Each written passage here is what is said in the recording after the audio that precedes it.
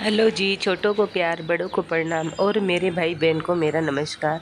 तो आज मैंने यहाँ पर एलोवेरा लिया है 500 ग्राम और 2 प्याज लिए हैं और 1 लहसुन का गांठिया लिया है। इन सबको मैं अच्छे से साफ़ कर लूँगी, उसके बाद में धोकर ही काटूँगी इनको। आज आपको मेरी आवाज़ बहुत ज़्यादा चेंज लगेगी क्योंकि मुझे कोल्ड हो गया है, यानी कि ज़ुकाम हो गया है, इसलिए मेरी आवाज़ आपको थोड़ी बदली-बदली लगेगी।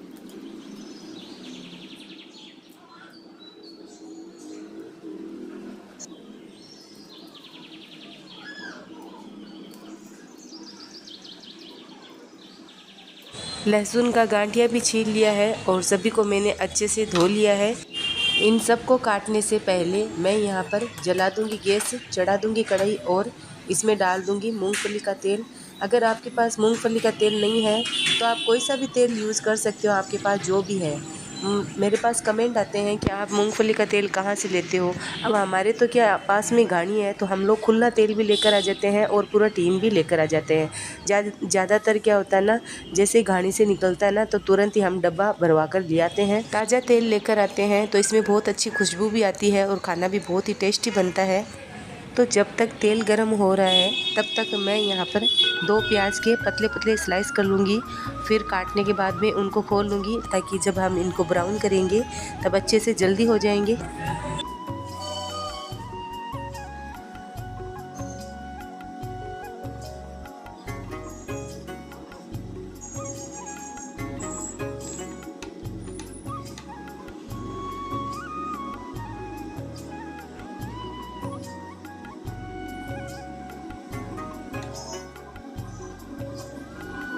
यहाँ पर कुछ 3-4 लहसुन की कलियाँ लिए हैं, इनको भी छोटा छोटा कट कर लूँगी छौंक लगाने के लिए, यानी कि बघार लगाने के लिए।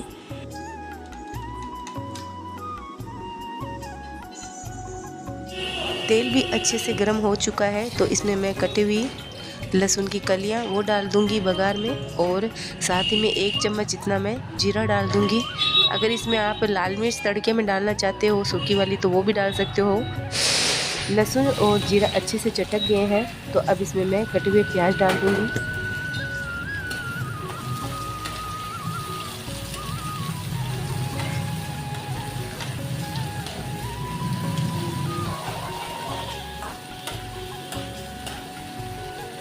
जब तक प्याज लाइट ब्राउन और सॉफ्ट हो रहे हैं तब तक मैं गवारपाठा यानी कि एलोवेरा को काट लूँगी एक बराबर साइज़ में। बराबर साइज़ में काटने से छोटा बड़ा भी नहीं होता है और जब पकाते हैं तो छोटा बड़ा होता है ना तो बड़े वाले तो पकते नहीं हैं और छोटे वाले पक जाते हैं, इसलिए बराबर साइज़ के मैं कट कर लूँगी बराबर के। मैंने पहले एलोवेरा और मेथी की सब्ज़ी का वीडियो अपलोड किया था, उसमें काफ़ी मेरे पास कमेंट आए थे कि ये तो सब्ज़ी कड़वी होती है। हाँ, थोड़ी सी कड़वी होती है लेकिन खाने वाला टेस्ट बहुत अच्छा आता है और इसको अगर अच्छे से मेथी को आप धो लेते हो तो वो कड़वी नहीं होती है और गंवारपाठा भी बिल्कुल भी कड़वा नहीं होता है, क्योंकि जो हम मार्केट से ख़रीद कर लाते हैं ना सब्ज़ी मंडी से, वो वाला गंवारपाठा की उगाई खेती होती है सब्जियां बनाने के लिए। हमारे घर में जो गंवारपाठा बहुत ज़्यादा लगता है ना उसकी हम सब्ज़ी नहीं बना सकते, उसकी सब्ज़ी बहुत ज़्यादा कड़वी होती है। इस गंवारपाठे की फसल होती है जो मार्केट से मैं लेकर आती हूँ ना, तब ये बिल्कुल भी कड़वा नहीं बनता है। एक बार आप गंवारपाठा यानी कि एलोवेरा मार्केट से ख़रीद कर लाएं और फिर बनाएं, ये बिल्कुल भी बेड़ा और कड़वा नहीं बनेगा। मेथी के साथ में भी बना सकते हैं और मैं आज इसको प्याज के साथ में बना कर दिखा रही हूँ। जब हम ऊपर शरीर पर लगाते हैं तो आपको अगर फ़ायदा अच्छा लगता है तो क्यों ना इसको पेट में खाकर और भी ज़्यादा हम शरीर को फ़ायदा पहुँचा सकते हैं। तो सभी गंवारपाठा यानी कि एलोवेरा को मैंने कट कर लिया है और इधर हमारे जो प्याज है वो भी लाइट ब्राउन हो चुके हैं और एकदम सॉफ्ट हो चुके हैं। तो अब इसमें मैं एलोवेरा डाल दूँगी।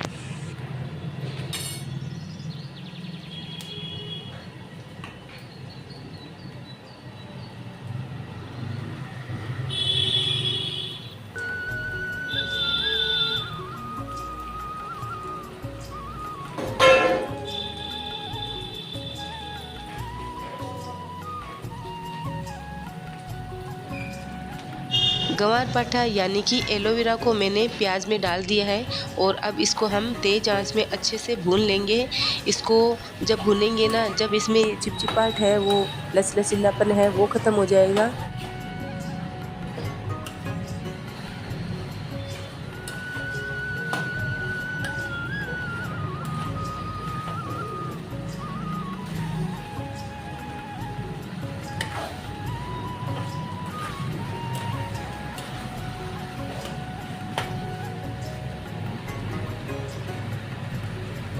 एलोवेरा यानी गंवारपाठा को मैंने अच्छे से तेल में भून लिया है और अब इसके ऊपर मैं ढक्कन लगा कर छोड़ रही हूँ 5 से 7 मिनट धीमी आंच पर।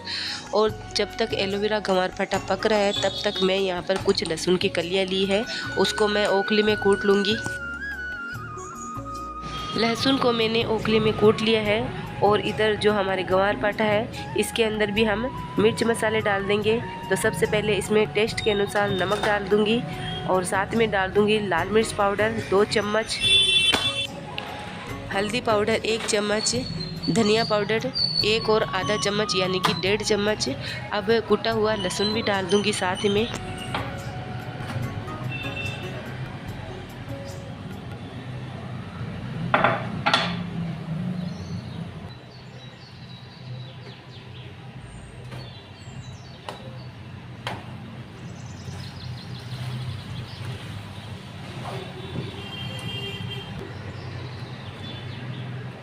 गैस की आंच को मैंने लो कर रखा है और अब इन मसालों को और लहसुन को अच्छे से मिला लेते हैं, तेल में भून लेते हैं। मसालों को अच्छे से भूनने से सब्ज़ी का जो कलर है बहुत ही अच्छा आता है।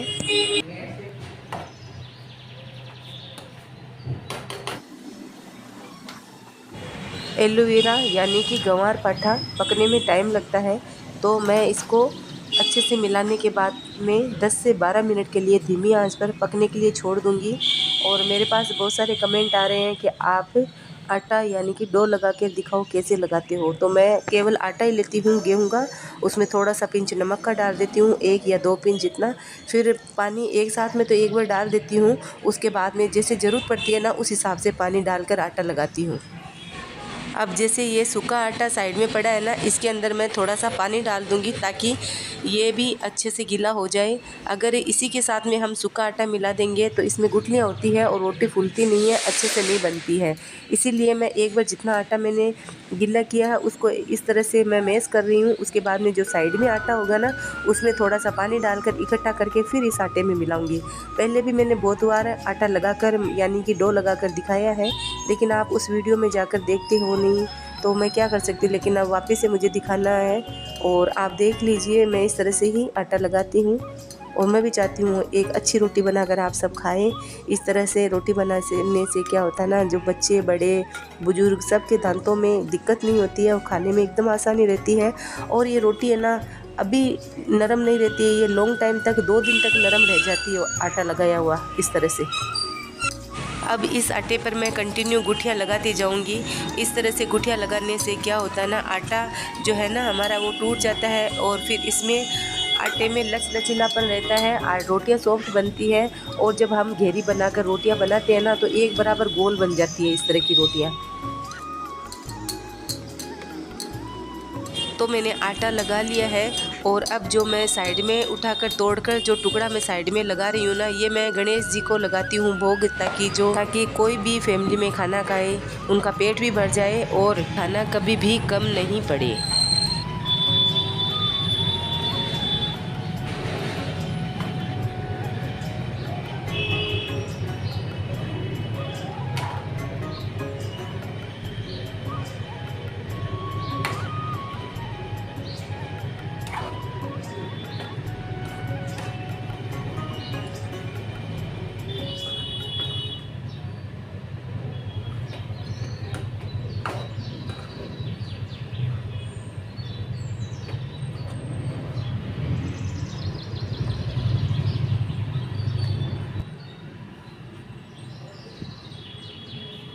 एलोवेरा यानी कि गंवारपाठा की सब्ज़ी बनकर तैयार है। आप इसको अच्छे से खा सकते हो, बिल्कुल भी कड़वी नहीं बनेगी, मेरी गारंटी है। लेकिन इसको आपको अच्छे से पकाकर खाना है। तो यहाँ पर मैंने अच्छे से मिला दिया है और इन कढ़ाई को मैं नीचे उतार दूँगी और बनाने लग जाऊँगी यहाँ पर गेहूँ की रोटियाँ। तो है ना ऐसे कहीं कहीं भी रख के छोड़ देगा।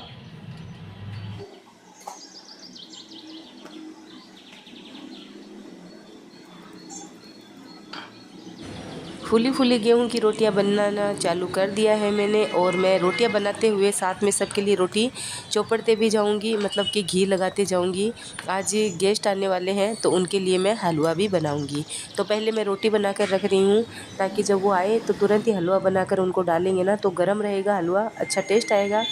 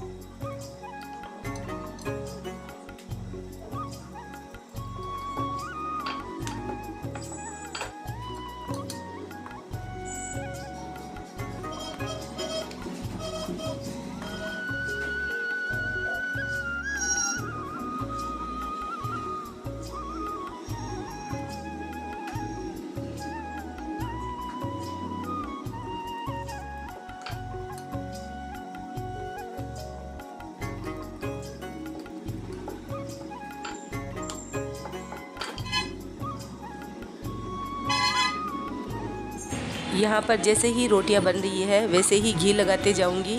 और ये जो घी है ये गाय का घी है। गाय का घी हम यूज़ करते हैं घी खाने में, और दूध भी हम गाय का ही यूज़ करते हैं।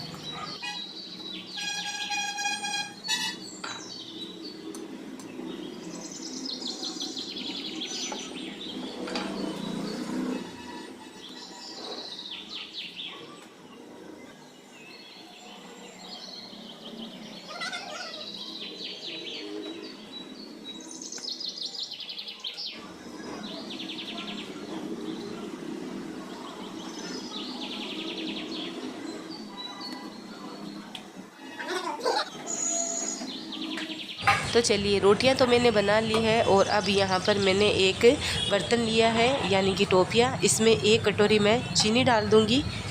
मैं इसकी चाशनी बना रही हूँ, मतलब कि बिना तार वाली चाशनी। मैं चीनी से हलवा बना रही हूँ। अगर आप चीनी नहीं खाते हो गुड़ से भी बना सकते हो हलवा। 1 कटोरी चीनी ली है तो 2 कटोरी पानी लूँगी।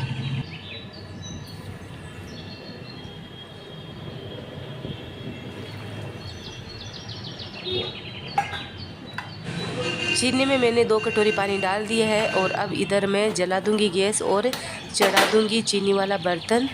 अब इसको हमें चाशनी नहीं बनानी है, बस ये चीनी घुल जाए उतना ही हमें इसको गर्म करना है। जब तक पानी और चीनी अच्छे से मेल्ट हो रहे हैं तब तक मैं यहाँ पर कुछ मैंने बादाम लिए हैं, उनको मैं कट कर लूँगी। एक बादाम के मैंने 3 से 4 टुकड़े किए हैं।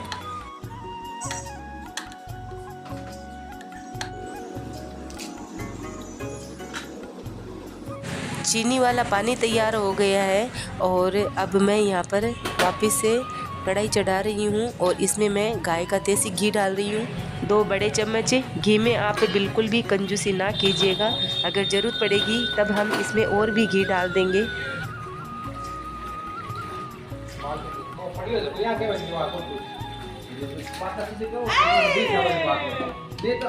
तो कौन है तो मैं तो कोई मिलने ना आया सके सब आप ओनली बट कुछ तो नशा करो सीधी बात कौन करता है तीसरी बात है हर बात मतलब अधूरी कर दे सॉरी पंखा वाला चालू है। 2 बड़े चम्मच घी डाल दिए हैं मैंने, और अब जिस कटोरी से हमने चीनी ली थी उसी कटोरी से हम इसमें गेहूं का आटा डाल देंगे, थोड़ा सा दरदरा पिसा हुआ।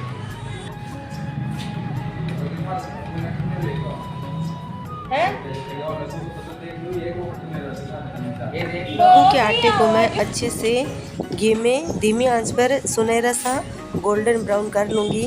तब तक हमें कंटिन्यू चलाते हुए भूनना है। इसमें ज़्यादा तो टाइम नहीं लगता है, लेकिन गैस की आंच को तेज़ करते हैं ना तो आटा जो है जल जाता है, धीमी आंच पर सुनहरा हो जाता है और जलता भी नहीं है।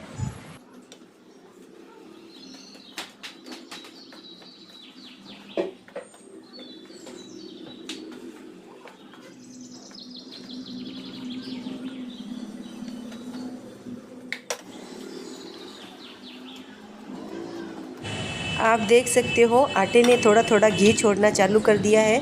जब अच्छे से छोड़ देगा ना तभी हम इसमें जो हमने घोल बनाया था चीनी वाला वो डालेंगे।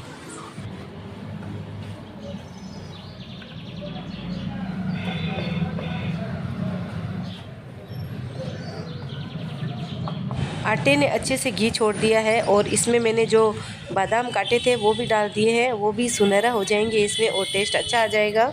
और अब हम इसमें धीरे धीरे करके थोड़ा थोड़ा पानी डाल देंगे, एक साथ में नहीं डालेंगे।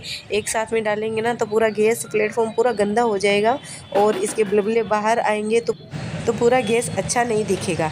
इसलिए मैं एकदम ही धीरे धीरे डालूँगी। पहले थोड़ा सा पानी डालूँगी, उसके बाद में थोड़ा थोड़ा करके और डालूँगी और दूसरे वाले हाथ से चलाती रहूँगी।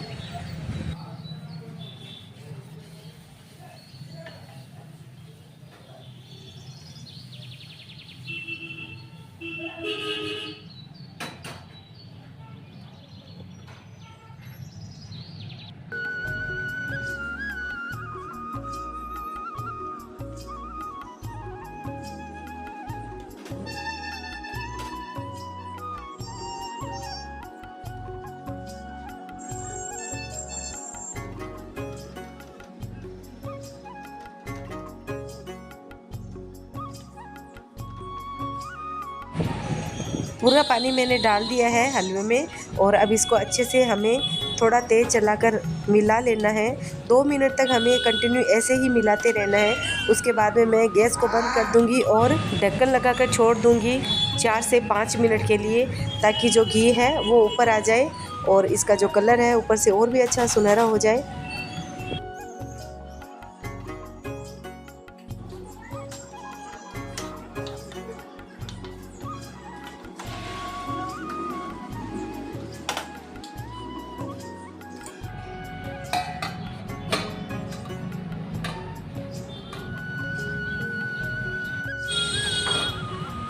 तो ये लीजिए हलवा बनकर तैयार है और घी भी ऊपर आ गया है। अब मैं कटोरी में डालकर सर्व करूंगी, मतलब कि परोस दूंगी थाली में डालकर।